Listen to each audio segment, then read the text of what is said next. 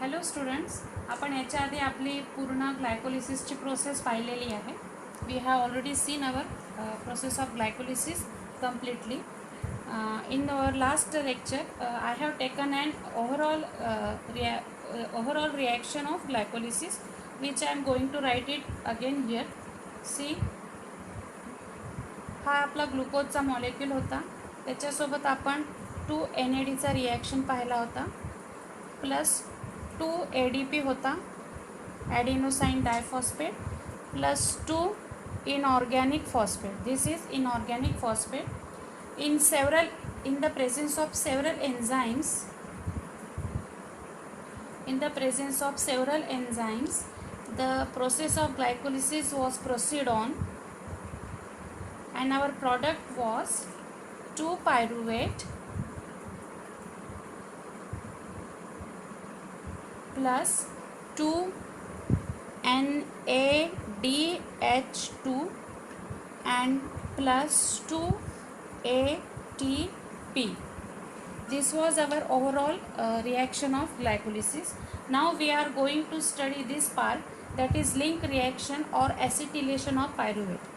First you should clear about this, that is in our state board book. आपल्या state बोर्डच्या बुकमध्ये glycolysis नंतर ॲसिटिलेशन of pyruvate दिलेलं आहे, पण त्याचं एक्सप्लेनेशन थोडंच आहे आणि नंतर लगेच त्यांनी क्रेब्स सायकल घेतली आहे.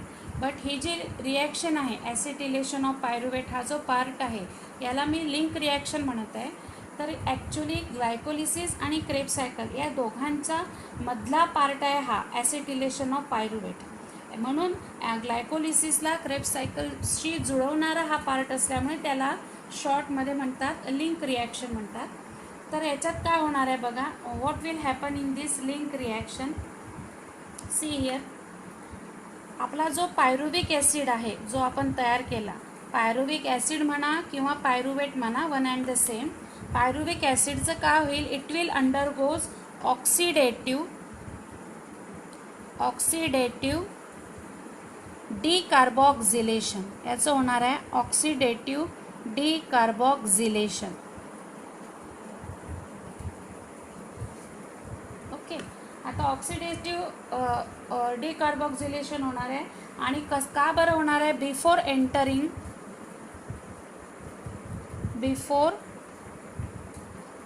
Entering in Krebs cycle.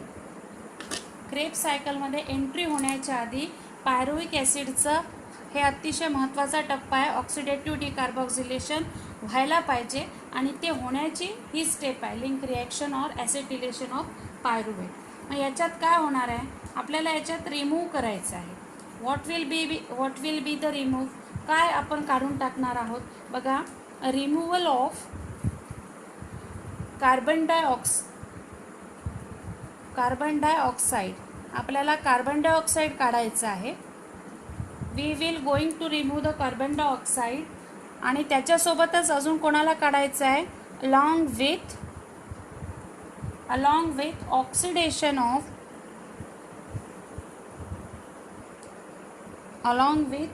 Oxidation. जसं ऑक्सिडेटिव्ह डिकार्बॉक्झिलेशन होणार आहे त्यासोबतच ऑक्सिडेशन होणार आहे. बट ऑक्सिडेशन कसं होणार आहे बघा, oxidation will takes place by removal of hydrogen. म्हणजे आपल्याला एकदा कार्बन डायऑक्साईड काढायचं आहे आणि त्यासोबतच हायड्रोजन पण काढायचं आहे.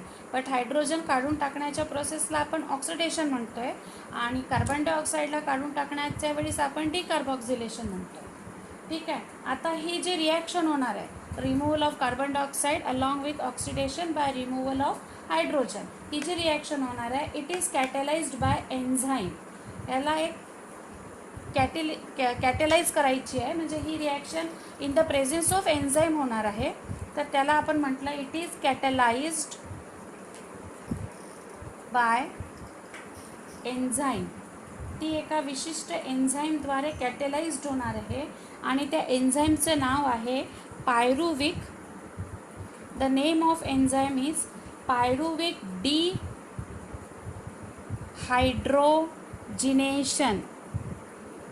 डिहायड्रोजिनेशन हे त्या एन्झाईमचं नाव आहे. आता डिहायड्रोजिनेशनलाच ऑक्सिडेज पण म्हणतात. दिस enzyme pyruvic dehydrogenation, specially the word dehydrogenation is called as oxidase. हे झालं आपलं मेन एन्झाईम. याला दुसऱ्या को एन्झाईमची गरज पडते. मेनी को एन्झाईम्स, तो को एन्झाईम आहे NAD. ओके, आणि दुसरा को एन्झाईम आहे को एन्झाईम A. हे दोनही या रिॲक्शनमध्ये रिक्वायर्ड आहे. हा एन्झाईम तर आहेच आपला पायरुविक डिहायड्रोजिनेशन, आणि त्याला मदत करणार आहे को एन्झाईम NAD अँड को एन्झाईम A. ठीक आहे. आता पायरुविक ॲसिड जो आहे आपला तो 3 कार्बन कंपाऊंडचा आहे. Pyruvic acid it is of 3 carbon compound. तो 3 कार्बन कंपाऊंडचा आहे. हा अंडरगोज, म्हणजे याचं काय होणार आहे आपण इथे पाहिलं. दिस इज व्हॉट डिकार्बॉक्झिलेशन. ओके, पायरुविक ॲसिडचं आपल्याला ऑक्सिडेटिव्ह डिकार्बॉक्झिलेशन करायचं आहे. तर हा इट विल अंडरगोज डिकार्बॉक्झिलेशन. सर्वात पहिले त्याचं काय होणार आहे, डिकार्बॉक्झिलेशन फर्स्ट. त्याचा सुरुवातीला पहिल्यांदा पायरुविक ॲसिडचं जो 3 कार्बन कंपाऊंडचा एलिमेंट आहे त्याचं पहिल्यांदा डिकार्बॉक्झिलेशन होणार, आणि नंतर अँड देन त्याच्यानंतर काय होईल बघा, अँड देन ऑक्सिडेशन होणार. ऑक्सिडेशन बाय रिमूव्हल ऑफ, आपण वरतीच मी लिहिलेलं पण आहे वरती बघा, oxidation by removal of hydrogen. Oxidation by removal of hydrogen. ठीक आहे. आता हा जो हायड्रोजन इथे बाजूला निघाला बघा, इथे this hydrogen which is removed here in this process, this H2, this hydrogen will pick up by or taken up by, असं पण आपण म्हणू शकतो, taken up by NAD. याला कोण पिकअप करणार आहे, NAD. NADचं कामच ते आहे. तो जेव्हा जेव्हा हायड्रोजन बाहेर पडेल त्याला तो पिकअप करेल अँड कन्व्हर्ट इनटू, आणि स्वतः तो रूपांतरित होईल, कन्व्हर्ट इनटू NADH2, आणि त्याचं रूपांतर कशात होईल, NADH2 मध्ये होईल. आता इथे आपण पायरुविक ॲसिड जो 3 कार्बन कंपाऊंडचा आहे त्याचं डिकार्बॉक्झिलेशन होतं, म्हणून याच्यातून डिकार्बॉक्झिलेशन होतं म्हणजेच काय होतोय की त्याच्यातून कार्बन डायऑक्साईड निघून जातो. बरोबर बघा. तर मग कार्बन डायऑक्साईड त्यातून निघून गेल्यानंतर थोडासाच कार्बन त्यात शिल्लक राहतो, म्हणून त्याला त्यांनी म्हटलं आहे की ॲसिटिल फ्रॅक्शन. त्याला ते म्हणतात acetyl fraction that is only of 2 carbon. अगदी थोडासा कार्बन त्यात शिल्लक राहतो आणि त्याला आपण म्हटलं ॲसिटिल फ्रॅक्शन दॅट रिमेन्स, तो शिल्लक राहतो, दॅट रिमेन्स आफ्टर डिकार्बॉक्झिलेशन.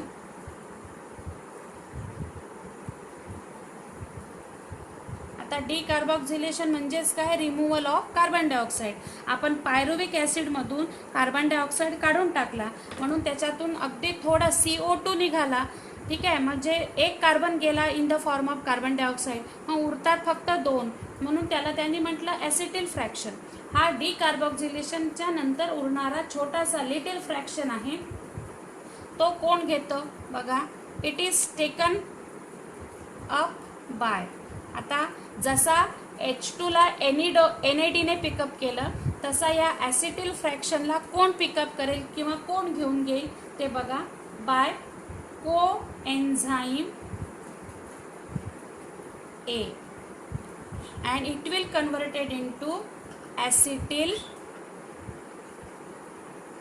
कोएन्झाईम ए. ठीक आहे, म्हणजे acetyl fraction will converted into acetyl coenzyme A by taking up by coenzyme A. कोणी घेतलं त्याला? कोएन्झाईम ए जेव्हा ॲसिटिल फ्रॅक्शनला पिकअप करेल तेव्हा त्याचं कन्व्हर्शन ॲसिटिल कोएन्झाईम ए मध्ये होतं. ठीक आहे, आता पुढे बघा, दिस इज कॉल्ड ॲसिटिलेशन ऑफ पायरुवेट. यालाच आपण काय म्हणतो? दिस इज ॲसिटिलेशन ऑफ पायरुवेट म्हणा किंवा पायरुविक ॲसिड म्हणा. आता आपण इथे पायरुवेट म्हणूया. तुम्ही पायरुवेटचं काय केलं? ॲसिटिलेशन केलं, कारण की इथे हा पदार्थ तयार झाला ॲसिटिल कोएन्झाईम ए. आता आपण इथे थोडं थांबूया आणि परत पाहूया. बघा, आपण इथे ग्लायकोलिसिस पाहिलं होतं, जो एंड झाला होता. ग्लायकोलिसिस कशामध्ये एंड झाला होता? फॉर्मेशन ऑफ ग्लायकोलिसिसचा लास्ट प्रॉडक्ट होता फॉर्मेशन ऑफ पायरुवेट. ओके, शेवटी आपण 2 पायरुवेट तयार केले होते. आताच थोड्या वेळापूर्वी इथे रिॲक्शन लिहिली होती मी. इथे 2 पायरुवेट तयार झाले होते at the end of glycolysis. Okay, आणि बघा, हा पायरुवेट तयार झाला आणि मग काय झालं? आपला जो फूड होता हा एंटर झाला as acetyl coenzyme A in the Krebs cycle. Okay, आता बघा, आपला प्रॉडक्ट होता ग्लुकोज, त्याचं केलं आपण ग्लायकोलिसिस. म्हणजे आपलं पहिलं फूड होतं ग्लुकोज, त्याचं केलं ग्लायकोलिसिस. त्याचा एंड प्रॉडक्ट होता पायरुवेट, आणि पायरुवेटने चं कन्व्हर्शन आपण ॲसिटिल कोएन्झाईम ए म्हणून केलं, आणि मग हा ॲसिटिल कोएन्झाईम एनी एंट्री केली क्रेब्स सायकलमध्ये. म्हणजे डायरेक्ट पायरुवेटनी क्रेब्स सायकलमध्ये एंट्री केली का? नाही. Pyruvate is converted into acetyl coenzyme A by this link reaction or by the acetylation of pyruvate, and this acetyl coenzyme A is entering into the Krebs cycle. म्हणून आपण काय म्हणतो बघा, therefore formation of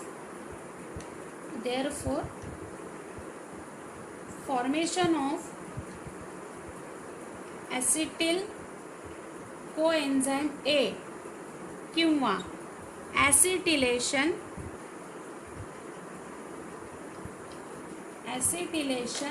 of pyruvate. Okay, एकच झालं.